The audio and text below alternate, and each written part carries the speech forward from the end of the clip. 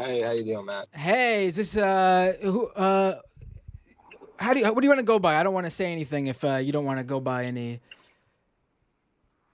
Let's go by, I don't know, Charlie. Okay, Charlie. How you doing, Charlie? Hanging in there yourself? I'm doing good. I really appreciate you taking this call right now. For everyone who's watching the show, surprise, a little unexpected bonus for you all. This is also for the free show listeners. This will be on the main podcast. You're getting two guests right now.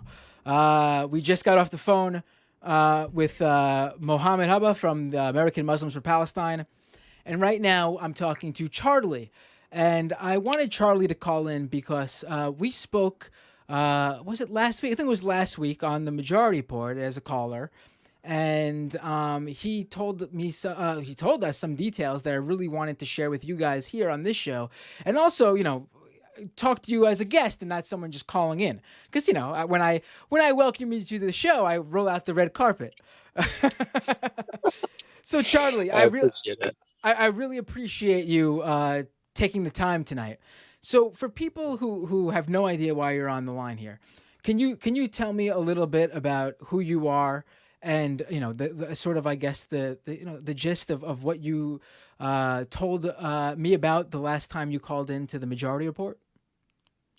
Sure. So, I mean, I'm an Orthodox Jew, and the purpose of my call is, I guess what surprised you is that I'm an Orthodox Jew who also, I don't know if I mentioned this, but I mean, I voted for Bernie in the primary and voted for Biden. I'm one of only one other Orthodox Jew I know who voted for Biden.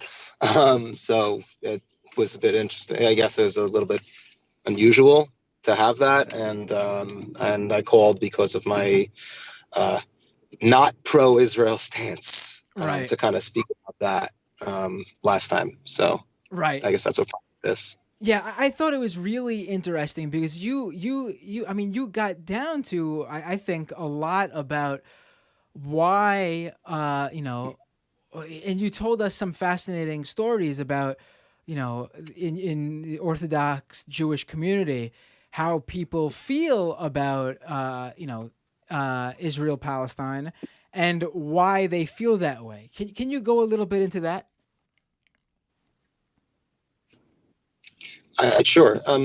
I think the easiest way to kind of like talk about it is just like, listen, the way I would describe it is this. I mean, I don't think it's any secret to world history that Jews overall, particularly Orthodox Jews, have been among the most persecuted people in I guess, world history over the course of millennia. And in modern times, like we've built up, through all those years and hundreds of years and years of persecution after the Holocaust, coming to the U.S., the founding of Israel, like that means it's so much, I guess, as a concept to Orthodox Jews specifically, because we do have the concept of the Messiah and all those things. So that founding of Israel and the whole, ever since then, there is kind of that feeling from the Holocaust onward that we're in those times, right? Like a lot of people truly believe that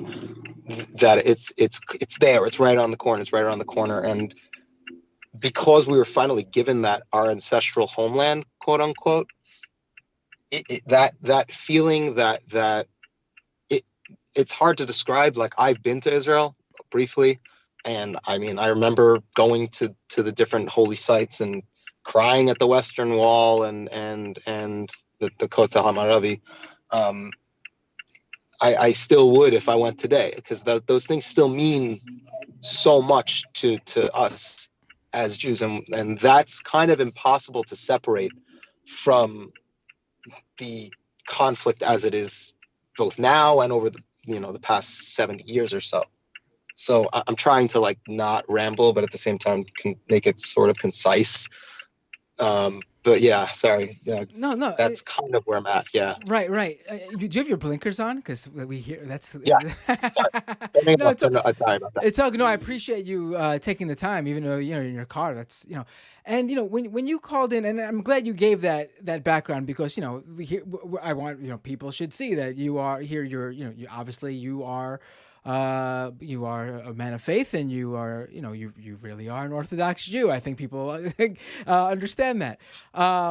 But you had some really interesting thoughts on, you are someone who came out and said, this is not right. What's going on with how Israel is treating the people of Palestine, the Palestinians. Right. Um,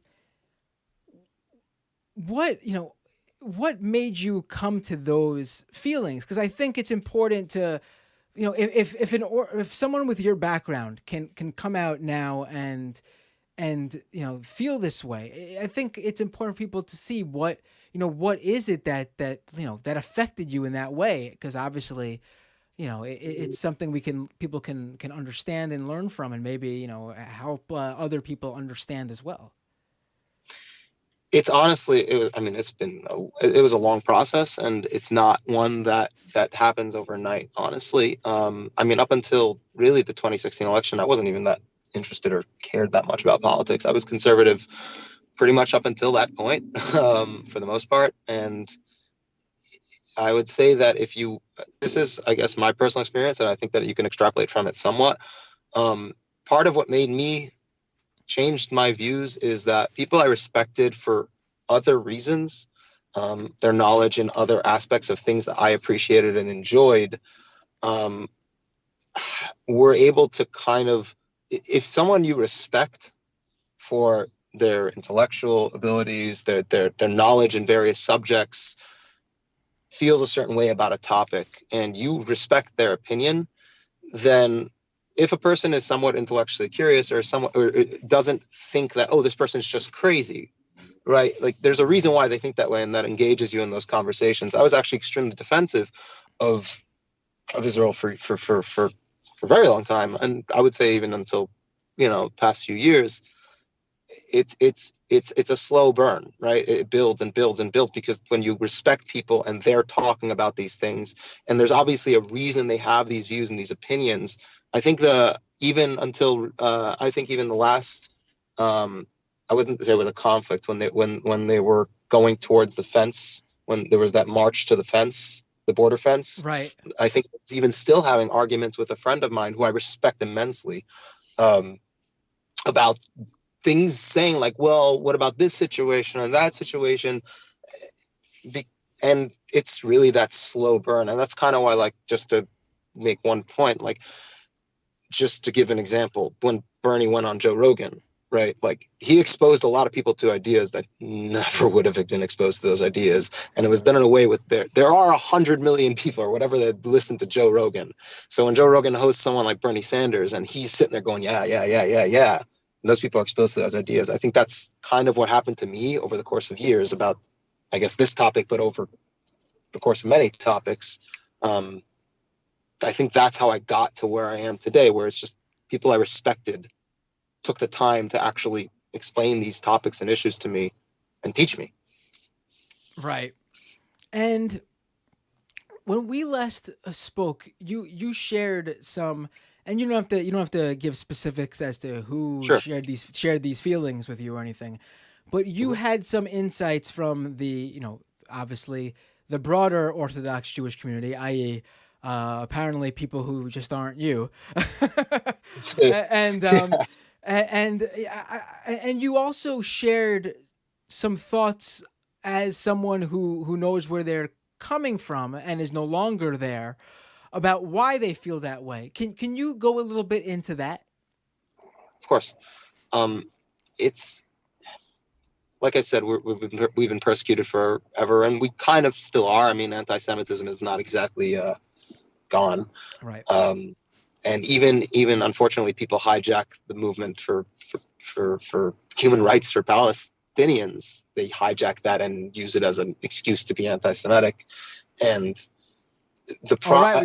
we saw that with, there were a bunch of white supremacists here in the United States who went viral with a video where they were driving by with a Palestinian flag. These are white supremacists. They don't give a shit about the Palestinian people, but they had a Palestinian flag, and they drove by like a pro-Israel rally, and they started chanting out, things about Hitler and things like that. I mean, really, I don't know how you could. I mean, I hope people saw that for what it was, because clearly it was an attack on both Jewish people and Palestinian people, because they want people to think that Palestinian people were sharing those thoughts by waving the Palestinian flag. Right. I actually remember having a conversation with the only other Orthodox Jew who's a Democrat that I know. We had that conversation, and we actually talked about that particular instance as well. How we were talking about, like, oh, like he said this. He initially sent me that video showing this, and then I think we found the article later, like, oh, well, can't believe everything you see. Right. Uh, he's more to the he's still more supportive of Israel in general than I would say I am, but our conversations are actually really, really in good faith, and we do really discuss these in a proper level. But I guess to get back to the other topic, um, we're super defensive. I don't know how else to put it, and I think reasonably so, based on our history. We really need to be. I mean, So many. I think actually, being on the defensive is the perfect way to explain it, being that one of the most often heard talking points as to, to defend what happens over in Gaza, especially what you heard these past few weeks, is that Israel has a right to defend itself. So I think, honestly, I think that is, in good faith and in bad faith, that seems to be the way that it's gone about. Yeah, and it's pretty, for me, it's easy to see why, because of the fact that I grew up in this, and Israel really is, in our view and our world, a true safe haven for Jews. I mean, I really don't know how else to put it, because it is a beacon of hope for us, that even if the US goes nuts and we have to leave, we can go to, like, obviously that ignores the geopolitics and the fact that the only reason that Israel is able to do the things that they do in general is to have full support of the US government. But I digress. But people just think, like, yeah, Israel is like, if we ever need to go anywhere, like, we can go. And people from other countries, if things get bad for whatever reason, we can always go to Israel. There's always a home for us there. Is that like a mainly an Orthodox Jewish thought? Because I mean, I've been around many Jews in my life. Half my family is Jewish on my father's side. I've never heard them ever. My father too, who I've never heard them ever bring up Israel as anything at all, honestly, in that sense. And they're not Orthodox, obviously. But Right. that doesn't seem to be. So I just want to, for people to understand where that thought comes, because I that as for non-Orthodox Jewish people, I guess the less conservative sects of Judaism. I don't know how it's called. I'm sorry. No, But they don't seem to really consider Israel in that way at all.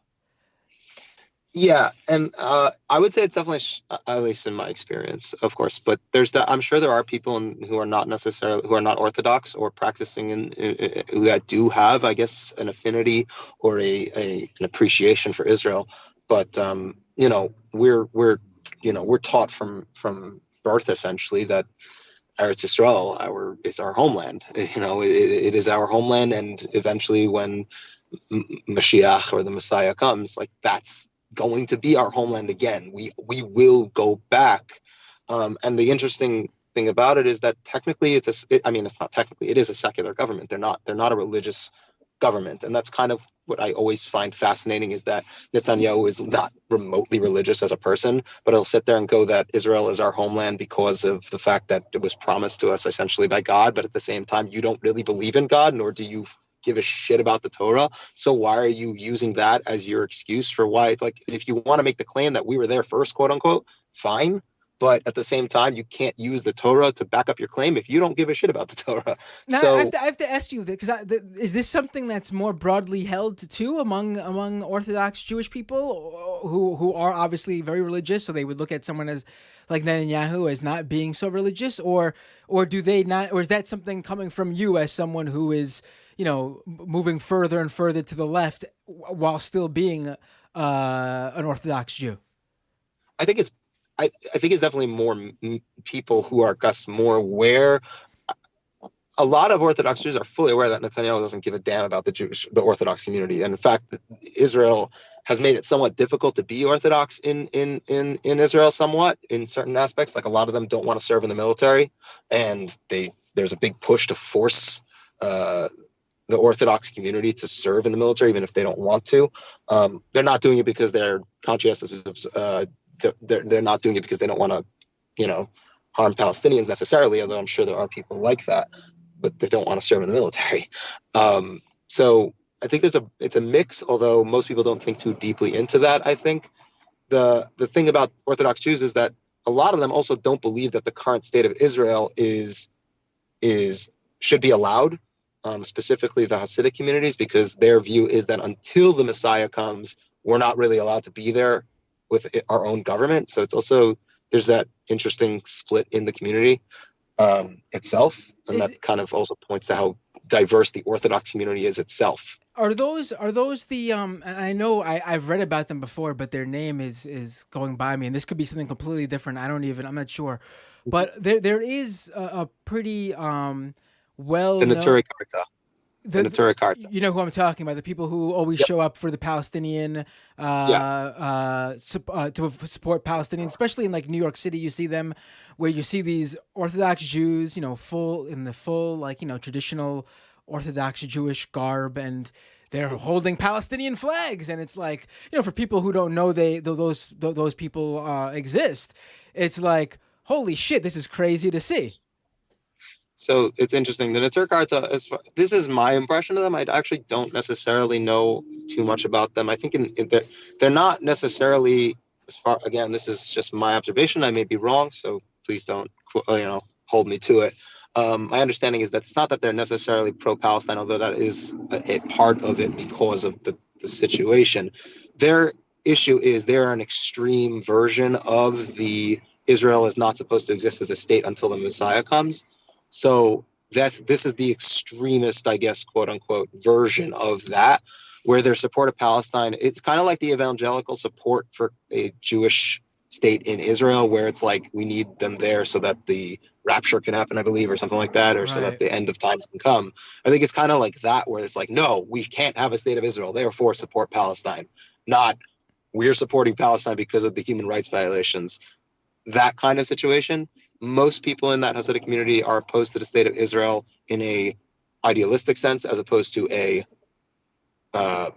we don't want there to exist one. It's more just like, we don't support it because we don't think it should exist. However, obviously there are fellow Jews and therefore support. Right.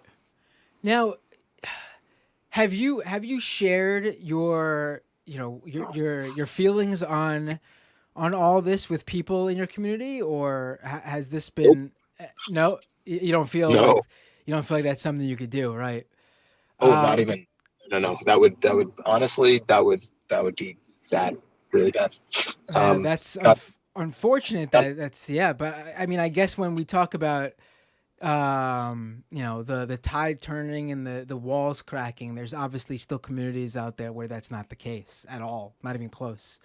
But I would say you are a good example of maybe the that first chip in the wall there. You know what I mean? That's someone is better than no one, and you said that you had someone you talked to too. So who knows where they'll be in some time. But when you called into the Majority Report last time, you also shared what I thought was fascinating, how people how they basically came around to voting for Trump, even when deciding that he is someone who is racist and probably not at all someone who has the care of the Jewish people in his heart and mind. Can you go a little bit into that? Because I think that was also very interesting for people to understand, where this whole situation as well. I mean, I guess that I can easily sum it up by just pointing out to how Ben Shapiro reacted to Ann Coulter as being a pretty obvious anti-Semite, but supporting Israel, and him saying, like, I don't really care what she says as long as she supports Israel. So it's kind of like that. so many Orthodox Jews will support whoever is the most vocal supporter of Israel, because that's the easiest way to indicate that you are pro-Jewish. And the Republicans have done a great job of I guess, I keep, like, I would say like this, right? And I've had this conversation. I haven't had this conversation. I'm sorry. A lot of the the channels that I watch on YouTube, like, they talk about how people don't realize that the reason why some people refuse to vote for Republicans, despite the fact that if you actually talk to them about their personal views with regard to, conservative things, religion, and gay marriage and stuff like that, they're actually relatively conservative in minority communities. But the reason why they vote Democrat is because the Republicans are so stupid, like blatantly racist, that they just won't vote for them. And I think that it's kind of the same situation with Orthodox Jews, where they are conservative. Like, they're all conservative. It's very hard to be religious and not fall in the conservative viewpoint for most things. So they're going to vote for the people who are most openly supporting Israel, which is like, hey, they're supporting Israel, therefore they're supporting Jews. And also that a lot of the things that the Republican Party espouses as a religious community and an Orthodox community, they're very conservative as well. So they fall in line with those as well. So the more subtle things, the harder to understand types of anti-Semitism, I guess, or things like that, is going to kind of be easy to brush away compared to that stuff. Right. Charlie, I really appreciate you calling in like this at you were in your car, and I reached out to you online and I asked you if you had some time, and you took the time. I really appreciate not only you calling in, but also, I know you can't, speak out to, and it's because it would, obviously it would probably, like you said, it'd be really bad for you. But I mean, I just want you to know that, as someone who, when first heard your call when you called in, like, I thought what you had to share with us was really powerful in the sense that, if other people are listening to this and know that the situation is to the point where even someone with your background can look and say, what's going on over there to the Palestinian people isn't right, and Israel is wrong here, then I mean, I think I'm someone who likes to look in the optimism and the hope wherever it may be, and I thought your story, was very hopeful, to be quite frank. And so I'm thankful that you were able to take the time and talk with me today. I really appreciate it. Thank you for having me. I'm happy to called in. I appreciate I appreciate it, and hopefully something changes for the better with the situation. I don't expect it to, because I just don't. I don't. I expect things to get a little bit more hardline, but without hope, there's really not much. Right. Thanks a lot. I really have a great night. Thank you. You too. I appreciate it. Take care.